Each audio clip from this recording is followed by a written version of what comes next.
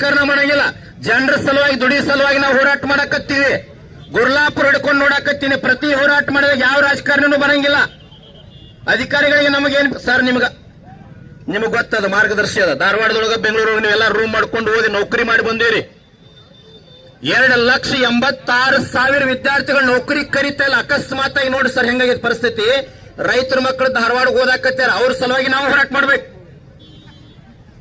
ರೈತಗ 35 ವಯಸ್ಸಾಗಿದೆ ಈಗ ವಿದ್ಯಾರ್ಥಿಗಳಿಗೆ.